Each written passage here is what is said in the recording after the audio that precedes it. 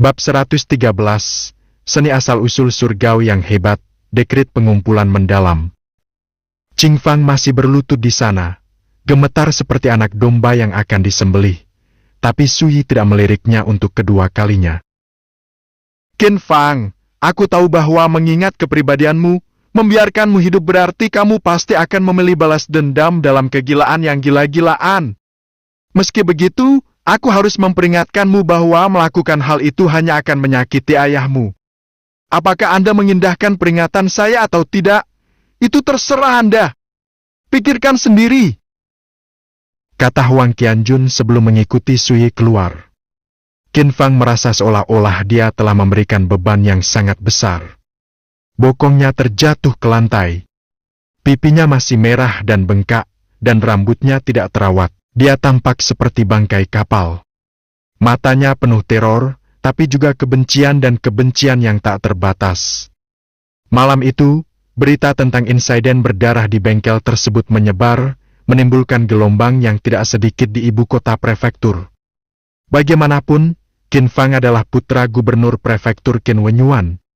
Semua pengawalnya telah terbunuh, dan dia sendiri terpaksa berlutut, bersujud, dan memohon belas kasihan. Ini merupakan tamparan terang-terangan di wajah gubernur. Siapapun pasti terkejut mendengar hal ini. Dan semua orang yang mengetahui kejadian ini bertanya-tanya tentang latar belakang Sui dan Huang Qianjun. Siapakah orang-orang ini, dan dari mana asal mereka? Siapa yang berani mengabaikan gubernur prefektur sekalipun? Sangat disayangkan Sui dan Huang Qianjun baru tiba di ibu kota prefektur beberapa hari sebelumnya, jadi praktis tidak ada orang di luar lingkaran dekat mereka yang mengetahui siapa mereka. Dalam perjalanan kembali ke Humble Tranquility Cottage, Sui bersikap santai dan tenang sambil mengagumi lampu dan lentera. Tapi Huang Qianjun tampak ketakutan dan tidak nyaman. Setelah beberapa saat, dia tidak tahan lagi. Dia berbisik, "Saudara Su, kali ini aku membuat masalah untukmu." Suaranya mengungkapkan rasa malunya. "Masalah kecil," kata Sui begitu saja. "Tetapi tentu saja, jika kejadian ini mengajarkan Anda pentingnya kekuatan dan kultivasi, semuanya akan sia-sia. Saudara Su, yakinlah," kata Huang Qianjun buru-buru. "Saya pasti akan melipat gandakan usaha saya mulai sekarang. Aku tidak akan mengecewakanmu lagi, apapun yang terjadi. Kultivasi Anda adalah urusan Anda sendiri. Tidak perlu memberiku jaminan apapun," kata Sui. Dia memikirkannya. Insiden malam ini pasti memiliki konsekuensi, dan dengan kekuatan kecil yang Anda miliki, saya khawatir konsekuensinya akan lebih dari yang dapat Anda tanggung. Namun Anda juga tidak perlu khawatir. Jika Qin Wenyuan berani membalas dendam, saya sendiri yang akan menghentikannya. Hati Huang Qianjun bergetar. Dia terharu sekaligus malu. Dia tahu betul bahwa setelah kejadian malam ini, pamannya akan sangat marah. Tidak mungkin Qin Wenyuan membiarkan ini begitu saja. Jika itu terjadi, hal itu tidak hanya akan berdampak pada Huang Qianjun. Kemarahan gubernur akan meluas ke bibinya, selir Qin Wenyuan. Dampak keseluruhannya tidak dapat diperkirakan, bahkan keluarga Huang pun akan terlibat. Pondok ketenangan sederhana. Fang Xiaofeng dan Fang Xiaoran masih menunggu. Tidak ada yang tertidur.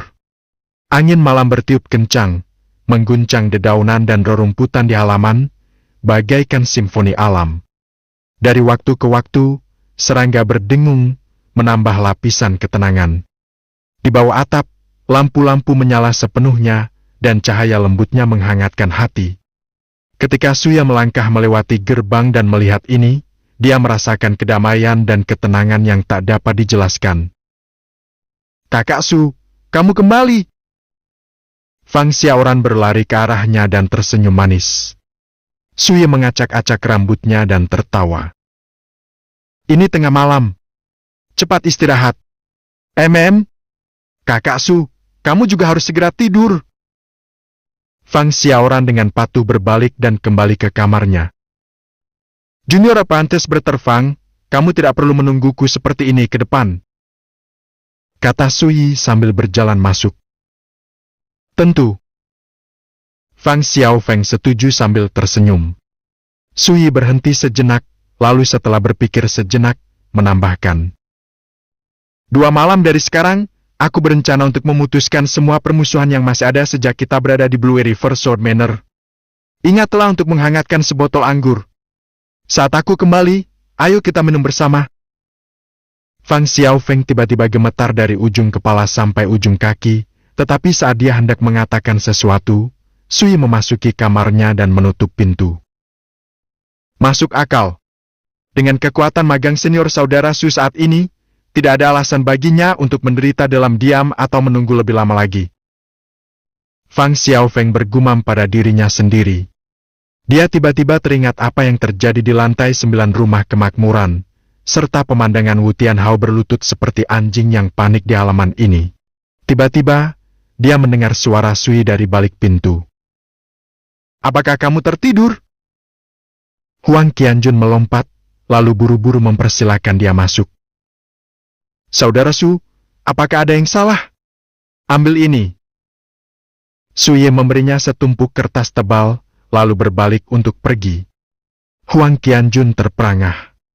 Dia ingin mengatakan sesuatu, tetapi kata-kata itu terhenti di tenggorokannya. Sui sudah kembali ke kamarnya sendiri. Apa ini? Huang Qianjun kembali ke kamarnya, duduk di depan meja, dan mulai membaca. Tak lama kemudian, dia membeku di tempatnya. Tinta di atas kertas belum sepenuhnya kering. Jelas sekali seseorang baru saja selesai menulis. Makalah tersebut mencatat teknik budidaya yang disebut seni asal surgawi yang hebat. Bahkan menyertakan anotasi dan penjelasan lebih lanjut untuk setiap baris teks. Itu sangat bernuansa dan menyeluruh. Meskipun surat kabar hanya mencatat misteri halus dari 4 alam dao bela diri, itu sudah cukup untuk mengguncang Huang Qianjun hingga ke inti. Dia bahkan tidak dapat membayangkannya. Bagaimana teks ajaib seperti itu bisa ada di dunia ini? Intuisinya memberitahunya bahwa ini adalah warisan hilang yang tiada taranya, sebuah seni rahasia yang cerdik. Sebagai perbandingan, teknik budidaya warisan keluarga Huang terlalu dangkal dan kasar. Saat itulah Huang Qianjun menyadari mengapa, di balik penampilan luarnya yang menyendiri itu, Sui sangat sombong. Itu hanyalah hasil dari memiliki fondasi dan kekuatan yang tiada taranya. Di ruangan lain, Sui dengan cermat mengamati senjata spiritual barunya. Setelah beberapa saat, senyuman tipis dan puas tersungging di bibirnya. Dia akhirnya memiliki pedang yang bisa dia gunakan dengan bebas. Membuat pedang ini telah menghabiskan sebagian besar materi spiritual yang dimilikinya. Dia telah menghabiskan 4 kilo Blue Scale Core Iron sendirian. Terlebih lagi, di akhir proses penempaan, dia menggunakan esensi darahnya sendiri sebagai media untuk menuliskan dekrit yang tidak jelas dan misterius ke dalam pedangnya. Dekrit ini disebut pertemuan mendalam. Ini berarti ia mengumpulkan kedalaman langit dan bumi dan memanfaatkannya. Dekrit ini bersifat dawis dan digunakan untuk menempa senjata. Ketika diukir pada pedang, sebuah dekrit memberikan senjata atribut unik. Misalnya, dengan dekrit pertemuan mendalam, setiap kali Sui mengayunkan pedangnya, dia dapat memanfaatkan kekuatan seluruh surga dan bumi. Dan ketika pedangnya tersembunyi di dalam sarungnya, ia dapat terus mengumpulkan yang terdalam, mengumpulkan energi misterius langit dan bumi yang mengembara dan menggunakannya untuk memberi makan dirinya sendiri. Tidaklah berlebihan untuk menyebutnya ajaib. Perlu disebutkan bahwa dekrit dibuat dengan mengambil kutipan dari jimat. Mereka dibagi menjadi beberapa kategori. Ada dekrit pengobatan, dan dekrit untuk penempaan, pertempuran, ramalan, dan pelarian. Setiap kategori mencakup beberapa jenis dekrit yang berbeda. Para penganut Taoisme menyebut dekrit tersebut sebagai doa. Umat Buddha menyebutnya keputusan ilahi, penganut Konghucu menyebutnya perintah, dan para penggarap setan menyebutnya mantra rahasia. Tapi terlepas dari apa sebutannya, semuanya dapat diklasifikasikan sebagai dekrit, dan semuanya diambil dari dao jimat yang tidak jelas dan misterius. Pedang ini bisa mengendalikan kekuatan misteri langit dan bumi, jadi aku akan menyebutnya misteri pemandu. Sui mengusap pedangnya dengan jari dan bergumam pada dirinya sendiri. Dentang. Misteri pemandu bersenandung pelan. Itu sepenuhnya spiritual. Ini adalah senjata spiritual yang sesungguhnya. Kekuatannya sangat berbeda dari Mortal Edge, yang hanya memiliki sedikit spiritualitas. Penambahan dekrit pengumpulan mendalam menempatkannya pada kelas tersendiri bahkan di antara senjata spiritual. Sui menyarungkan misteri pemandu, lalu mulai berkultivasi tanpa penundaan lebih lanjut. Sementara itu, di bawah langit malam yang sama, Qin Fang bergegas kembali ke kediaman gubernur seperti anjing yang panik, lalu memasuki ruang kerja ayahnya, hatinya masih membara karena amarah. Bab ke-114. Qin Wenyuan hampir berusia 50 tahun, tetapi dia masih terlihat muda. Dia duduk santai di depan mejanya, mengenakan jubah panjang, longgar, dan anggun. Ketika Qin Fang berlutut di tanah saat dia menceritakan kisahnya, kata-katanya berapi-api dan marah, tapi ekspresi Qin Wenyuan tidak terlalu goyah. Dia bahkan mengutak-atik tongkat yang diukir dari batu giok putih sambil mendengarkan. Namun, punggungnya benar-benar lurus, dan ia memancarkan tekanan yang tak berbentuk dan tak terlukiskan. Ayah, tolong bela anakmu. Qin Fang menunduk dan bersujud. Apakah kamu sudah selesai? Kata Qin Wenyuan tanpa ekspresi. Dia bisa menerima sambaran petir ke dadanya, namun tetap tenang seperti permukaan danau. Ini adalah sikap seorang pemimpin kelas atas. Tidak ada keraguan tentang hal itu. Sebagai administrator tertinggi dari 19 kota di prefektur Cloud River, kelihayan Qin Wenyuan jauh melampaui manusia biasa. Qin Fang menatap ayahnya. Entah kenapa hatinya tenggelam, dan sebagian besar kemarahan dan kebenciannya memudar. Qin Wenyuan dengan lembut mengusap tongkat gioknya dengan jari-jarinya, lalu berkata dengan datar. Saya yang harus disalahkan untuk ini. Saya terlalu sibuk mengurus hal-hal sepele yang tak terhitung banyaknya untuk memberi Anda bimbingan yang tepat. Itu sebabnya kamu menjadi begitu mengantuk. Kamu mempunyai sifat seperti penjahat, tetapi tulangmu lembut seperti lumpur. Qin Fang gemetar dari ujung kepala sampai ujung kaki. Ayah, bukan aku yang mencari masalah malam ini. Dulu! Bang! Tongkat Qin Wenyuan hancur di lantai di depan Qin Fang. Pecahan batu giok terbang di udara dan mengenai wajah Qin Fang. Dia ketakutan, lalu menatap ayahnya dengan bingung. Qin Wenyuan tidak berekspresi seperti biasanya, dan ketika dia berbicara, itu tanpa sedikit pun emosi. Tidak ada dalam hidup ini yang lebih saya benci selain mereka yang membuat alasan untuk melarikan diri dari tanggung jawabnya. Sekarang, bahkan anakku sendiri pun sebodoh ini. Saya benar-benar kecewa. Qin Fang panik dan gelisah. Lupakan. Pada akhirnya, sebagai ayahmu, ini adalah kesalahanku karena gagal membimbingmu dengan benar. Saya tidak akan menegur atau menghukum Anda lebih jauh lagi malam ini. Qin Wenyuan mengusap dan mendesah nafas. Topengnya yang tanpa ekspresi sekarang menunjukkan sedikit rasa belas kasihan. Bahkan harimau ganas pun tidak memakan anaknya sendiri.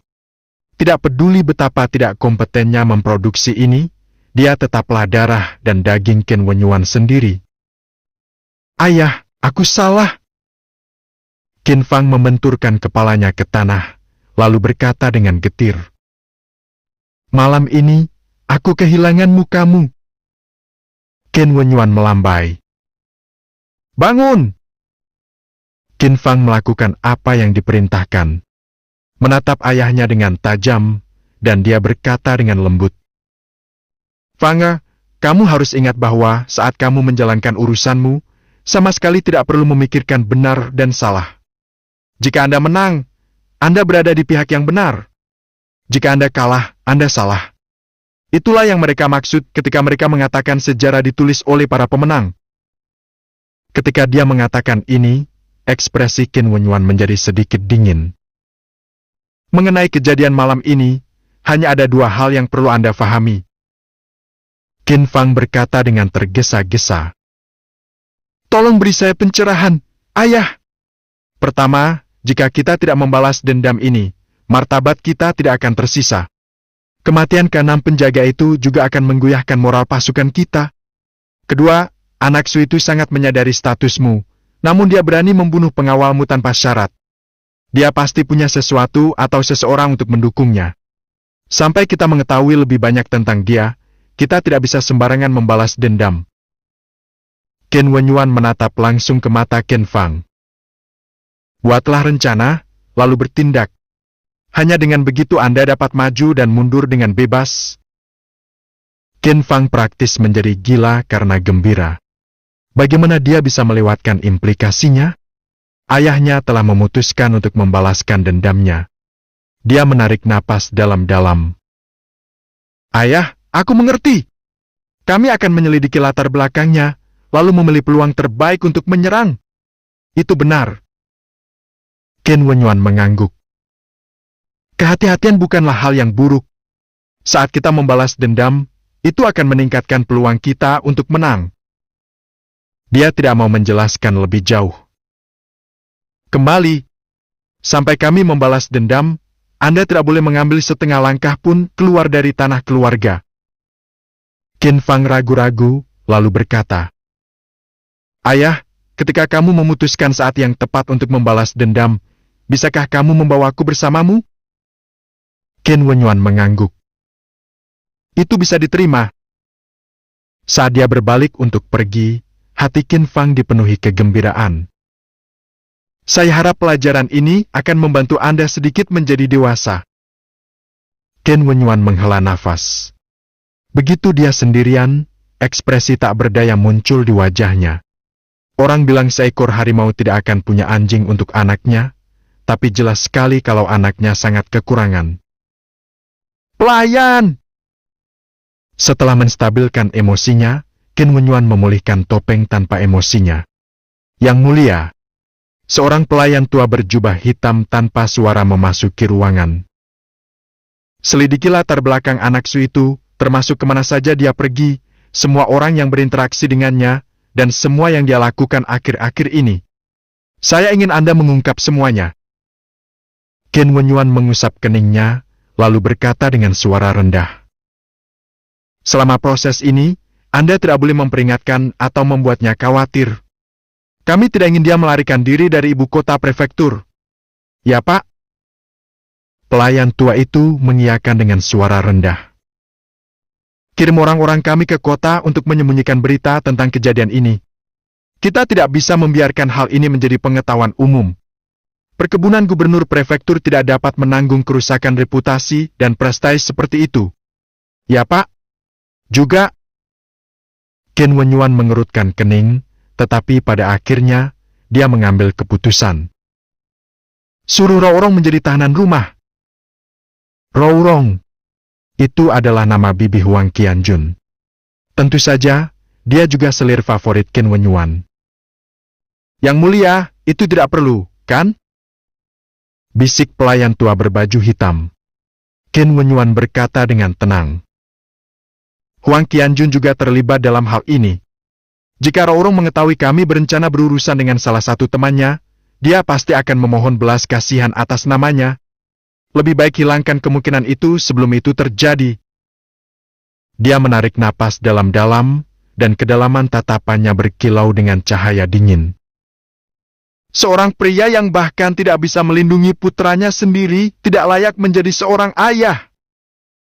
Suaranya menggelegar seperti dentang logam, kuat dan mematikan. Pagi hari berikutnya, setelah sarapan, Suye segera kembali ke kamarnya. Dia sedang menyempurnakan satu set cakram formasi. Dia setidaknya harus memastikan bahwa ketika dia tidak berada di Humble Tranquility Cottage, dia masih bisa menjaga keamanan Fang Xiaofeng, Fang Xiaoran, dan Huang Qianjun. Dia terus bekerja hingga larut malam. Akhirnya, dia melihat ke-18 cakram formasi yang baru saja dia perbaiki dan tampak santai. Setiap cakram formasi berbentuk bulat seperti kompas. Mereka terbuat dari bahan spiritual, dengan tanda awan dan ukiran prasasti di permukaannya. Untungnya, kultivasi saya telah mencapai akumulasi ki tahap awal. Kalau tidak, aku khawatir hanya menyempurnakan pernak-pernik kecil ini akan memakan waktu berhari-hari, pikir Sui dalam hati. Baru kemarin dia memulai tahap membuka blokir titik akupuntur dalam budidayanya. Mengandalkan fondasi kokohnya di alam sirkulasi darah, dia telah memadamkan 108 lubang spiritual sekaligus. Prosesnya memakan waktu 6 jam penuh, namun karena tidak ada jeda, proses ini tetap dihitung sebagai satu upaya tanpa gangguan. Hal ini sebagian disebabkan oleh kekuatan fondasi Sui dan sebagian lagi karena teknik pemurnian tubuh pinus dan bangau adalah teknik dasar yang tiada taranya. Jika menyangkut metode rahasia yang halus dan mendalam untuk memadamkan celah spiritual, tidak ada teknik lain yang seperti itu. Semua ini memungkinkan Sui mencapai kesempurnaan di alam akumulasi Ki tahap awal dengan mantap dan tanpa hambatan. Aku khawatir seniman bela diri lain tidak akan berani mempercayai hal seperti itu, pikir Sui. Sepengetahuannya, pada masa Jauh Agung, para penggarap akumulasi Ki yang berhasil memadamkan bahkan hanya setengah dari lubang spiritual mereka sudah kurang dari 1 dalam 1000. Mereka yang bisa menyempurnakan lebih dari setengahnya, praktis tanpa kecuali, adalah murid dari faksi teratas, seperti 10 akademi besar atau klan tingkat puncak di setiap provinsi. Dan menyempurnakan 108 lubang spiritual itu seperti sesuatu yang keluar dari legenda. Magang senior, Saudara Su, apa yang kamu lakukan? Fang Xiaoran berjalan mendekat, mendorong kursi roda kakaknya. Menempatkan formasi, kata Sui. Dia kemudian memberikan Fang Xiaofeng sebuah jimat batu giok dan berkata, Murid junior, Saudara Fang, simpan ini bersamamu dan jaga baik-baik. Jika musuh muncul saat aku tidak ada, yang harus kamu lakukan hanyalah menghancurkannya. Jimat giok itu diukir dan diukir dengan pola awan, dan terbuat dari batu roh tingkat 2. Setelah hancur, kekuatan di dalamnya akan meledak. Ini cukup untuk membangkitkan formasi besar yang ditempatkan di dalam pondok, menjebak dan membunuh musuh di dalamnya. Ingat, jangan aktifkan kecuali hidup dan mati. Jika diperlukan, yang harus Anda lakukan hanyalah bersembunyi di aula utama. Apapun yang kamu lakukan, jangan melangkah keluar 1 langkah pun. Perintah Sui dengan sungguh-sungguh. Fang Xiaofeng tidak punya pengalaman menggunakan jimat untuk menempatkan dan mengendalikan formasi, jadi dia menganggap instruksi Sui agak membingungkan. Tapi meski dia tidak mengerti, dia mengangguk dengan sungguh-sungguh. Dia hanya menganggap formasi itu sebagai alat pembunuh yang ditinggalkan Sui untuk perlindungan mereka. Sui tersenyum, lalu melirik ke arah cakrawala. Belum terlambat untuk pergi ke Blue River Sword Manor dan mengunjungi Ling Shu setelah menghilangkan dendamku yang masih ada dan menghadapi semua ancaman laten. Hari sudah larut, dan ketika dia melihat cahaya kemerahan matahari terbenam, Sui menahan keinginannya yang tiba-tiba untuk mengunjungi Wen Ling Shu. Dia tidak ingin dia terlibat dalam bahaya apapun. Dia mungkin tidak takut pada siapapun di ibu kota prefektur Cloud River, tapi jika musuhnya menggunakan taktik curang dan menggunakan Wen Ling Shu untuk menyerangnya, dia tidak bisa berbuat banyak untuk menghentikan mereka. Lebih baik tunda saja mengunjunginya untuk saat ini. Bab ke-115. Tuan Su, hari ini saya mendengar bahwa kediaman gubernur prefektur sedang menyelidiki seorang pemuda bermarga Su, jadi saya datang ke sini untuk menanyakan apakah ini ada hubungannya dengan Anda. Jika demikian, keluarga Yuan kami tentu saja tidak akan dibiarkan begitu saja. Cheng Wuyong mengepalkan tinjunya dan menjelaskan alasannya. Mereka benar-benar akan mencoba membalas dendam, ya? Huang Qianjun tercengang, dan ekspresinya bergetar. Itu hanya 1 kalimat, tapi Cheng Wuyong langsung memahami implikasinya. Dia tidak bisa menahan diri untuk tidak melirik Sui. Tuan Su, saya akan segera kembali. Saya percaya bahwa dengan kekuatan yang dimiliki keluarga Yuan, kami dapat membantu Anda keluar dari kesulitan ini. Kami akan memastikan bahwa gubernur prefektur tidak berani. Sui melambai dan memotongnya, lalu berkata dengan datar. Kamu tidak perlu menyusahkan dirimu sendiri karena masalah kecil seperti ini. Masalah kecil? Cheng Wuyong tercengang. Gubernur melakukan yang terbaik untuk menyembunyikan berita tentang apa yang terjadi di Lokakarya tadi malam. Tapi tidak mungkin dia bisa menyembunyikan kejadian seperti itu dari faksi-faksi penting lainnya di kota itu. Seseorang telah membunuh 6 penjaga gubernur prefektur sebelum memaksa putranya, Qin Fang, berlutut. Ini akan berdampak besar. Menurut hasil penyelidikan Cheng Wuyong, tadi malam, tanah milik gubernur mulai mengerahkan kekuatannya secara diam-diam. Tuan Su, Anda mungkin tidak mengetahui hal ini, tetapi Qin Wenyuan licik dan cerdas. Juga kejam. Dalam 30 tahun dia mengelola prefektur. Siapa yang tahu berapa banyak faksi yang menderita kerugian besar di tangannya? Bahkan kepala keluarga Yuan kami pernah berkata bahwa Qin Wenyuan adalah tipe orang yang melahapmu utuh tanpa berhenti untuk memuntahkan tulangnya. Dia mengatakan yang terbaik adalah menghindari menyinggung orang seperti itu jika memungkinkan. Bisik Cheng Wuyong. Selain itu, pencapaiannya dalam martial Dao sangat mengejutkan. 15 tahun yang lalu, dia melangkah ke alam Grandmaster, dan 8 tahun yang lalu, dia mendapatkan terobosan lain. Dia berada di alam Tungku dalam tingkat kedua. Ketika dia masih muda, dia menghabiskan waktu bertahun-tahun berkultivasi di salah satu dari 10 akademi besar, Akademi Luyang. Rumor mengatakan bahwa wakil ketua istana akademi, Xuan Yolong, adalah kakak magang seniornya dan mereka berdua sangat dekat. Selain itu, Qin Wenyuan memiliki koneksi dengan gubernur provinsi. Cheng Wuyong mengungkapkan hampir semua yang dia ketahui tentang Qin Wenyuan. Hati Huang Qianjun dan saudara Fang bergetar. Mereka tidak akan pernah menyangka bahwa Qin Wenyuan memiliki otoritas yang begitu mengerikan. Wilayah Zhou Agung dibagi menjadi 6 provinsi besar. Provinsi Imperator adalah salah satunya, dan gubernur provinsinya mengawasi ke-6 prefektur di provinsi tersebut. Prefektur Cloud Driver adalah salah satu dari 6 prefektur yang membentuk provinsi imperatorial. Sebagai gubernur prefektur, Qin Wenyuan memegang otoritas terbesar di antara siapapun di prefektur Cloud Driver, dan dia mewakili prestais dan otoritas dinasti Zhou besar. Dan dia sendiri adalah seorang Grand Master Martial Dao. Meski dia punya otoritas, dia juga punya kekuatan nyata di baliknya. Ditambah dengan kelihayannya, pemikirannya yang dalam, dan kekejamannya, dan jelas sekali jika dia membalas dendam, konsekuensinya akan sangat mengerikan. Tapi bahkan setelah mendengar semua ini, Sui hanya tertawa. Elder Cheng, menurut pandangan saya, semua yang baru saja Anda jelaskan dapat diselesaikan dengan satu ayunan pedang saya. Saat dia mengatakan ini, dia bangkit dari kursi anyamannya, meletakkan tangannya di belakang punggung, dan berkata dengan datar. Saat berkultivasi dan mencari dao, kamu harus membunuh dengan tegas dan tidak takut pada apapun selain kemuliaan kosong dan beban otoritas. Bahkan jika jaringan Qin Wenyuan lebih luas, dan bahkan jika otoritasnya lebih besar, bagi saya, dia tetaplah Grand Master Alam Tungku Dalam. Cheng Wuyong langsung kehilangan kata-kata. Apakah ini hanya gertakan arogan? Tidak, tidak sama sekali, karena pembicaranya pernah membunuh seorang Grand Master sebelumnya. Kemudian, entah dari mana, Sui bertanya. Elder Cheng, tahukah Anda mengapa kultivasi Anda mengalami stagnasi di puncak alam akumulasi Qi begitu lama?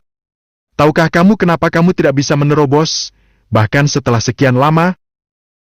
Cheng Wuyong menggeleng dari ujung kepala sampai ujung kaki, lalu dengan sungguh-sungguh mengepalkan tinjunya.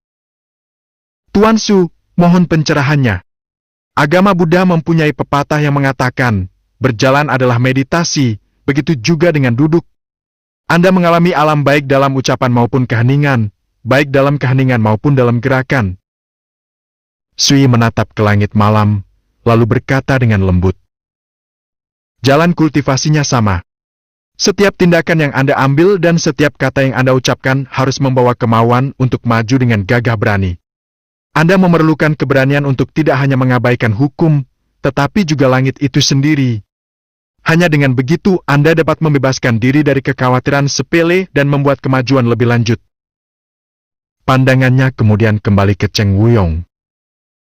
Saat Anda menjalankan urusan Anda tidak mengabaikan apapun dan mempertimbangkan gambaran yang lebih besar. Namun dengan melakukan hal itu, Anda telah membiarkan batasan otoritas duniawi membelenggu pikiran Anda. Saat Anda menghadapi masalah, yang ada di pikiran Anda hanyalah bagaimana cara terbaik saya menggunakan wewenang saya untuk menyelesaikan masalah ini dengan pola pikir seperti itu. Bagaimana Anda bisa menghadapi kultivasi Anda dengan semangat yang tak kenal takut? Dia hanya mengucapkan beberapa kalimat, tapi itu seperti pisau tajam, menusuk relung terdalam hati Cheng Wuyong. Dahinya berkeringat.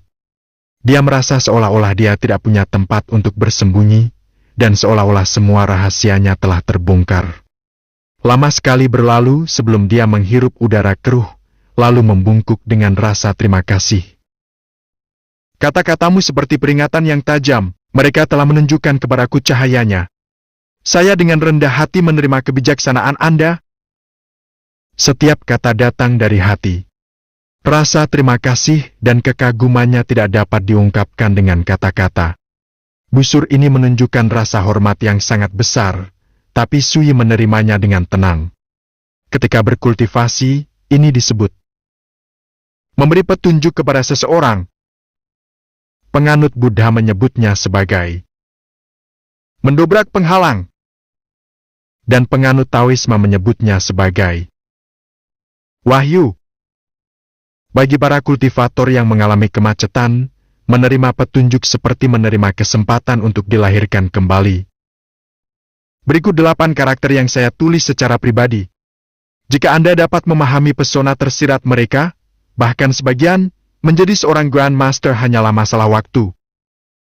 Sui memikirkannya, lalu mengeluarkan sesuatu dari liontin giok hitamnya dan memberikannya kepada Cheng Wuyong. Dia menulis ini saat dia masih tinggal di Apricot Cottage. Dia baru saja berhasil dalam kultivasinya ketika dia menulis kata-kata ini dengan santai. Ketika dia pergi, dia mengemasnya dan semua barang miliknya yang lain ke dalam liontin batu giok hitam. Ketika Cheng Wuyong membukanya, dia melihat sebaris teks. Tidak dapat melepaskan, pedang memutuskan keterikatan yang masih ada. Itu hanya segelintir kata, tapi elegan abadi, dengan sapuan kuas menyapu seluruh halaman dengan bebas. Jika orang biasa melihatnya, mereka pasti akan mengomentari keindahan visual kata-kata tersebut dan menyatakan bahwa ini adalah karya seorang ahli kaligrafi.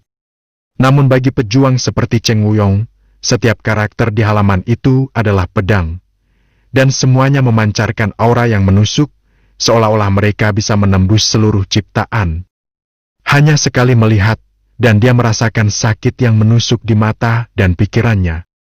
Dia menarik napas dalam-dalam, lalu dengan hati-hati menyimpan kaligrafi itu. Dia membungkuk sekali lagi. Terima kasih atas hadiah ini. Dia tetap terlihat tenang, tapi dia tidak bisa menghentikan detak jantungnya.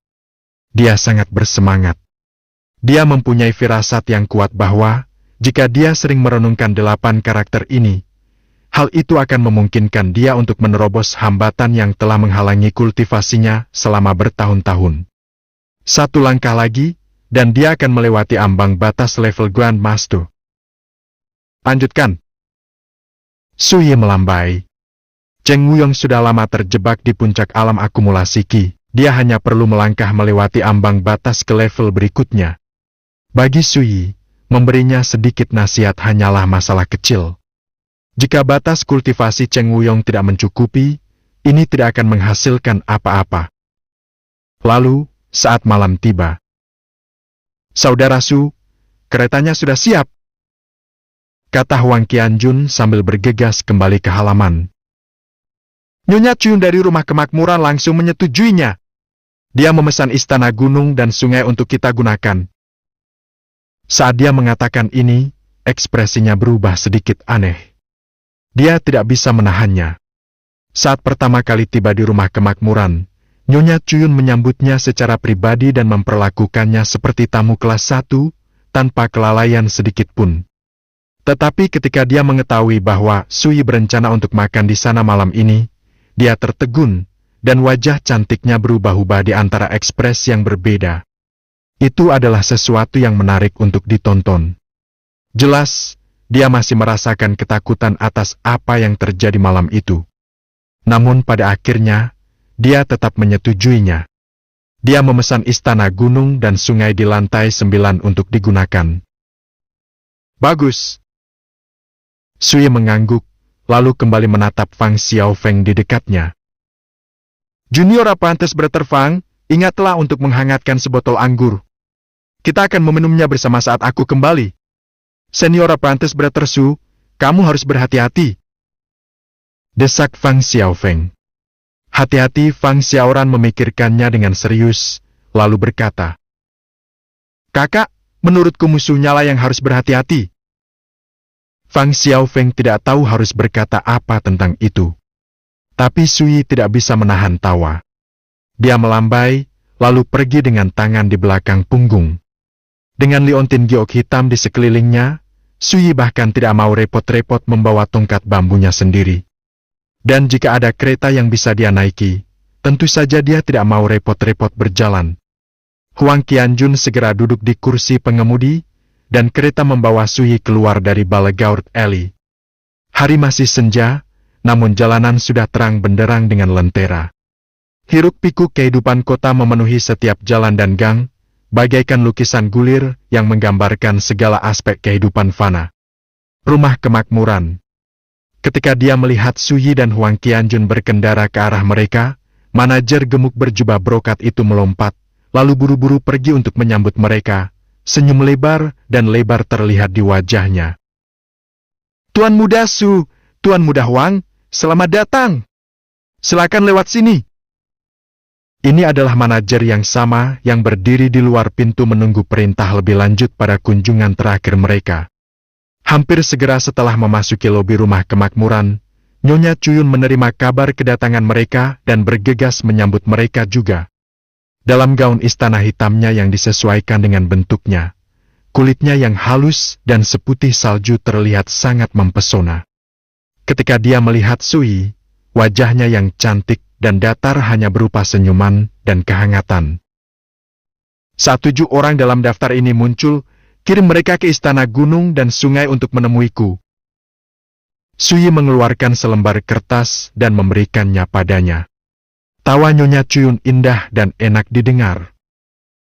Tuan Muda Su, yakinlah. Kami menjamin perjamuan malam ini akan memuaskan Anda dan tamu Anda. Saya tidak tahu tentang itu. Sui memperingatkan. Apakah ini akan memuaskan orang mati? Nyonya Cuyun membeku, dan ketika dia menyadari implikasinya, senyumannya menjadi kaku di wajahnya. Bab ke-116. Tidak mungkin Nyonya Cuyun bisa melupakan kejadian berdarah yang terjadi di istana gunung dan sungai.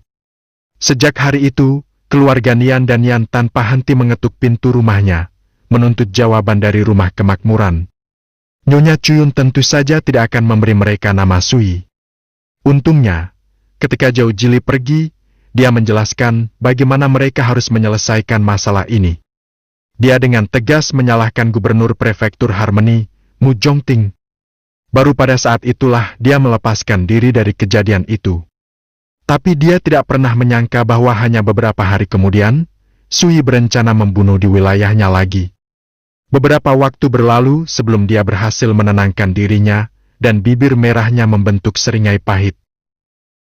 Tuan Muda Su, rumah kemakmuran adalah tempat berkumpul dan bersantap mewah. Bagaimana Anda bisa melihatnya sebagai tempat pembunuhan? Ini yang saya minta dari Dewan Kemakmuran adalah Anda tidak terlibat. Kata Sui. Apalagi yang bisa dikatakan Nyonya Cuyun? Bagus. Meskipun saya tidak mampu menyinggung keluarga mereka, bukan berarti saya tidak bisa bersembunyi dari mereka. Nyonya Cuyun dalam hati mengatupkan giginya, tapi di luar, dia melontarkan senyuman memabukkan. Seseorang, tolong tunjukkan kedua tuan muda ini ke istana gunung dan sungai di lantai 9. Ingatlah untuk memberi mereka anggur dan makanan lezat terbaik kami. Anda tidak boleh lalai sedikit pun. Baru setelah dia melihat Sui dan Huang Qianjun pergi, dia membuka kertas yang diberikan Sui padanya dan membaca 7 nama. Setelah sekilas, seluruh tubuhnya menjadi kaku dan kulit kepalanya mati rasa. Sebagai pemilik rumah kemakmuran, seseorang yang berinteraksi dengan tamu sepanjang tahun, jaringan, dan sumber daya yang dimilikinya berada di luar imajinasi orang normal. Dia sudah lama mencatat nama setiap penduduk ibu kota prefektur, bahkan dengan sedikit otoritas dalam ingatannya. Dia bahkan akrab dengan nama-nama murid generasi muda dari berbagai faksi. Karena itu, ketika dia melihat ketujuh nama ini, latar belakang mereka langsung muncul di benaknya. 7 orang, semuanya murid Blue River Sword Manor, semuanya memiliki latar belakang terkemuka, semuanya tak tertandingi seniman bela diri biasa. Jika semuanya mati di sini, di rumah kemakmuran, hanya memikirkannya, dia tidak bisa menahan nafas. Jika memungkinkan, aku ingin hidup dan mati tanpa melihat pertanda bencana Sui lagi. Wajah cantiknya berkerut, dan matanya dipenuhi kebencian. Tuan Muda Chien ada di sini. Silakan lewat sini. Suara para pelayan dengan hormat menyapa seorang tamu terdengar dari pintu gerbang. Hati Nyonya Chuyun bergetar. Ketika dia menoleh, dia melihat seorang pria muda berjubah emas, dengan alis tajam dan mata cerah. Cara berjalannya santai, dan dia membawa dirinya dengan bangga. Chien Yunjiu. Dia adalah murid sekte dalam Blue River Sword Manor, serta putra kepala klan teratas di Blue Parasol Tri-City.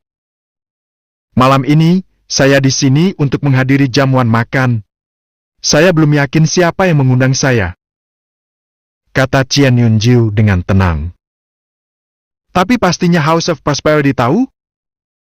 Pelayan itu tertegun, tapi sebelum dia bisa menjawab, Nyonya Chuyun berjalan mendekat, anggun dan dengan senyuman tipis di wajahnya. Tuan Muda Chien, apakah kamu di sini sendirian? Chien Yunjiu tercengang, dan dia buru-buru berkata, Salam, Nyonya Chuyun. Ya, saya datang ke sini sendirian. Dengan statusnya, dia sama sekali tidak layak mendapat perhatian pribadi Nyonya Chuyun, namun dia tiba-tiba mengambil inisiatif untuk menyambutnya. Tidak dapat dihindari bahwa dia akan terkejut sekaligus tersanjung. Nyonya Chuyun tersenyum manis. Pembawa acara perjamuan malam ini juga telah mengundang beberapa tamu lainnya. Bagaimana kalau kita menunggu yang lain? Lalu kita semua bisa berangkat bersama. Chien Yunjiu tercengang. Dia tidak bisa menahan diri untuk tidak bertanya. Nyonya, bolehkah saya bertanya siapa tuan rumah kita? Anda tidak perlu terburu-buru untuk mencari tahu. Anda akan mengetahuinya begitu Anda melihatnya, kata Nyonya Chuyun lembut. Chien Yunqiu adalah seorang pemuda berdarah panas, dan kecantikannya yang dewasa dan anggun mengirimkan gelombang panas mengalir ke dalam hatinya. Dia tidak bisa mengalihkan pandangan darinya, dan jakunnya naik turun di tenggorokannya. Di dalam hati, Nyonya Chuyun merasa jijik. Kamu masih sangat muda, namun kamu sudah bernafsu seperti ini? Jika kamu mati malam ini, aku tidak akan merasa kasihan sama sekali padamu. Tuan Muda Huo, silakan lewat sini, kata pelayan lain dari luar pintu masuk. Segera setelah itu, para pelayan memimpin seorang pemuda jangkung berjubah hitam ke dalam. Dia berjalan dengan langkah gagah berani. Murid junior, saudara Huo. Chien Yunjiu tercengang, dan dia secara naluriah melirik Nyonya Chuyun. Itu benar. Tuan Muda Huo ada di sini untuk menghadiri perjamuan malam ini, sama seperti Anda. Saat dia mengatakan ini, dia pergi untuk menyambutnya. Huo Panjang, seorang murid sekta dalam Blue River Sword Manor dan putra kepala keluarga Huo, klan tingkat kedua di ibu kota prefektur. Ketika dia melihat Nyonya Chuyun ada di sini untuk menyambutnya secara pribadi, dia sangat terkejut dan juga merasa terhormat. Dia merasa seolah-olah dia sedang melayang. Dan ketika dia melihat Chien Yunjiu, dia tercengang. Senior Apprentice Brother Chien, kamu di sini untuk menghadiri jamuan makan juga? Itu benar. Chien Yunjiu mengangguk. Junior Apprentice Brother Huo, mungkinkah Anda tahu siapa yang mengundang kami? Huolong menggelengkan kepalanya. Saya tidak. Setelah semua orang ada di sini, aku akan membawa kalian semua ke istana gunung dan sungai di lantai 9. Ketika saatnya tiba, Anda secara alami akan mengetahui identitas tuan rumah Anda yang termasyhur, kata Nyonya Chuyun dengan senyum menawan. Lantai 9. Istana Gunung dan Sungai. Qian Yunju dan Huolong saling melirik, keterkejutan mereka terlihat di wajah mereka. Dengan status mereka, mereka sama sekali tidak memenuhi syarat untuk duduk di ruang makan pribadi yang mewah. Ini hanya membuat mereka semakin penasaran. Siapakah tuan rumah perjamuan malam ini? Mungkinkah itu adalah sesepuh Blue River Sword Manor yang sudah lama berdiri? Berbicara tentang Istana Gunung dan Sungai, saya mendengar bahwa beberapa hari yang lalu, Nian Yunqiao dan Yan Chengrong menerobos masuk dan menimbulkan masalah. Mereka mengganggu Yang Mulia, Gubernur Mu Jongting dari Prefektur Harmoni, di tengah jamuan makan, dan dia langsung membunuh mereka. Kata Qian Yunqiu, ekspresinya agak aneh. Rupanya, setelah keluarga Nian dan Yan mendengar hal ini, mereka bahkan tidak berani mengeluarkan kentut sebagai protes. Mereka hanya bisa menutup hidung, menelan harga diri, dan melepaskannya. Haha, betapa kurang ajarnya Nian Yunqiao dan Yan Chengrong. Orang-orang seperti mereka tidak layak bertindak begitu keterlaluan di sekitar seseorang yang mampu makan di lantai 9. Huolong senang dengan kemalangan mereka. Qian Yunju juga menganggapnya lucu. Ketika Nyonya Chuyun mendengar ini, matanya bersinar karena rasa kasihan. Seiring berjalannya waktu, semakin banyak orang yang muncul untuk menghadiri jamuan makan mendatang. Secara berurutan, mereka adalah Zhang Xiaolin, Zhang Fengtu, Liu Ying, Yang Qi, dan Chu Lianheng. Tanpa kecuali, mereka semua adalah murid Blue River Sword Manor. Liu Ying adalah satu-satunya wanita. Ketika mereka tiba dan mengetahui bahwa perjamuan itu akan diadakan di lantai 9, di Istana Gunung dan Sungai, mereka merasa terkejut. Mereka semua mencoba menyimpulkan siapa pembawa acara malam ini, dan wajah mereka bersinar karena kegembiraan dan antisipasi. Namun, meski tidak ada satu pun dari mereka yang menyadarinya, mata Nyonya Chuyun dipenuhi rasa kasihan setiap kali dia melihatnya, serta ketidakberdayaan. Saat dia hendak memimpin kelompoknya ke atas, dia mendengar suara yang jelas dan hangat. Junior Apprentice Brother Huolong, apa yang kalian lakukan di sini? Ketika mereka menoleh untuk melihat, mereka melihat 3 orang melangkah melalui pintu depan. Seorang pemuda jangkung, berpenampilan heroik, dan kecantikan yang lembut. Mereka tampak seperti pasangan yang sempurna. Ini tidak lain adalah Ni Hao dan Nanying. Orang ketiga berjalan di antara mereka. Dia kurus, dengan mata cerah dan rambut beruban. Setiap kali dia membuka matanya tampak berderak karena aliran listrik membuatnya tampak sangat mengesankan. Penatua pedang Blue Pack, Zhao Huaiqiu. Salam, Penatua Zhao. Qian Yunju dan teman-temannya buru-buru pergi untuk menyambutnya. Di Blue River Sword Manor, Zhao Huaiqiu menduduki peringkat keempat di antara para tetua sekta. Posisinya tinggi dan wewenangnya luas. Nyonya Chuyun sempat tertegun. Dia berseru, Penatua Zhao, saya mendengar bahwa Anda akan membiarkan sepasang murid sekta dalam melakukan perjalanan. Kapan kamu kembali?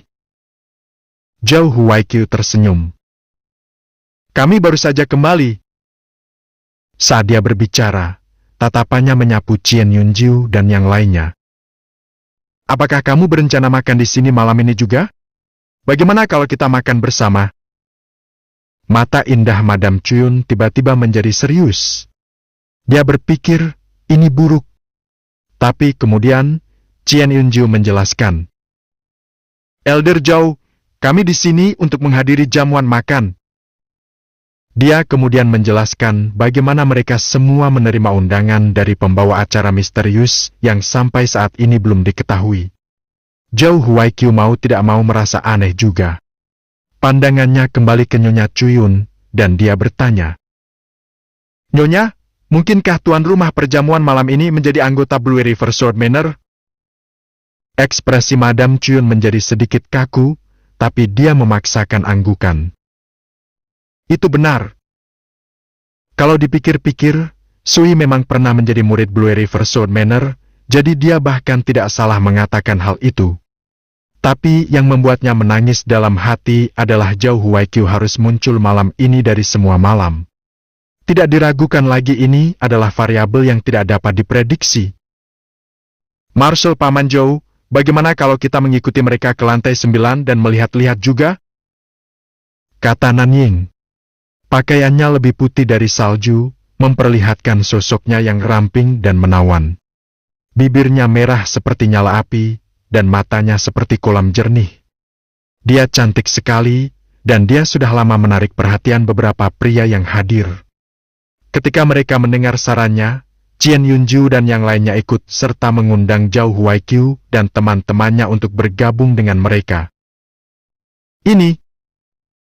Zhao Huaiqiu merenungkannya sebentar, lalu berkata, "Baiklah, tidak ada salahnya untuk melihatnya."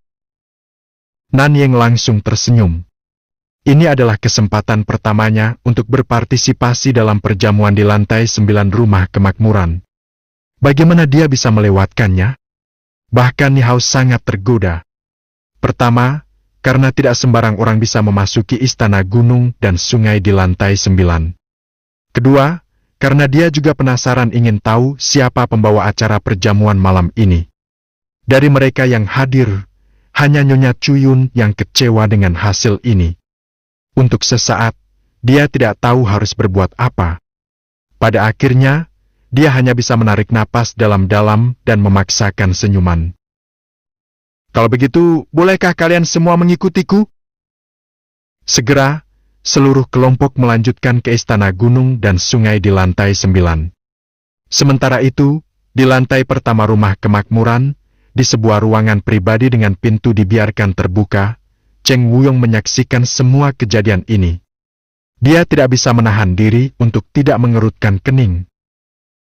"Saya khawatir Tuan Su akan menghadapi kesulitan pelik dalam operasi malam ini." Yuan Luoxi dan Yuan Luoyu juga berada di ruang makan pribadi. 2 hari lalu, setelah mengetahui rencana Sui menjadi tuan rumah perjamuan ini, Cheng Wuyong menduga pasti akan terjadi pertumpahan darah. Karena itu, dia dan saudara kandung Yuan bergegas mendekat.